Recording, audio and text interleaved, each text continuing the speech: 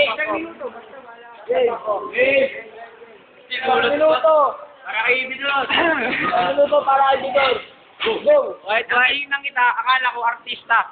Pakwintas-kwintas pa. Pagtalikod, ako'y natawa at nagtaka. Putang ina, ba't may tagus ka? Mas masarap. Kapag mas masarap ka pang batukan kay sangaan, kumpara sa akin ni kay utusan. Putang ina, pinagmamalagay mo kay marami nakakantot. Bakit kinahiya mo ikay support? Kasi sabi mo, bawas mo yung point. Ba't di ko makuha ang ano ko yung nasa-point sa'yo? Kaya tayo ngayon nag-iswelo kasi gusto kong kamukha sa inyo lahat na ang aking karap ngayon ay isang dakilang barbero. Kung babae ka, pwede ka maging GR ko. Pakantot, pinapatugan kahit ang supot. Sabi mo ikaw ang dancer. Sabi mo dati, ikaw ay dancer. Yung pala totoo ay isang macho dancer. Second. Ang nanay mo trabaho kay teacher, ang totoo pala ay pusher at sa gabi. Putang ina isang kabubo dancer. Ikaw muna sa bahay. Time. Bakit binabasa? Wait ka, paging na to. Ka sa bahay. Isang minuto. Isang minuto para kay tanong. Go! Meron nung ibubulgar. Isa ka palang beggar. Sa kanto ng Malbar. Ba't ang asog ng relo mo? Bakit? Nilagyan mo yan ng binigar? Inamoy nga. Tangina mo, Bidor.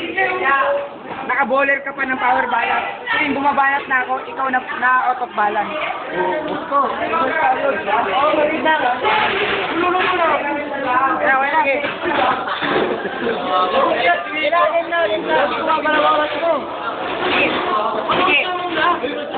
Kung ina kasi, hihingi ng bunga. Wala na, gumagalaw na ako. Sige, pwede mo naman ka. Sige, aminin mo na punta ka sa presinto. Halata sa mukha mo. Ikay nakaka-insulto, mukha kang multo. At ang alam ko ang kaso mo, kumantot ka ng aso. Batuin kita ng baso.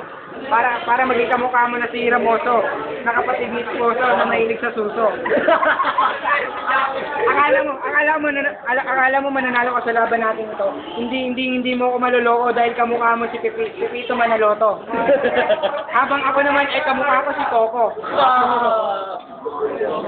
Ngayon, patapos na ang aking minuto. Buksan ang mga mata ng urado para malaman kung sino ang panalo. 100% panigurado, ako ang mananalo. Judge.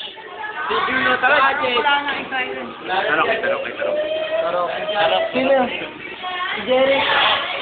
Eto. Okay! Final! 3!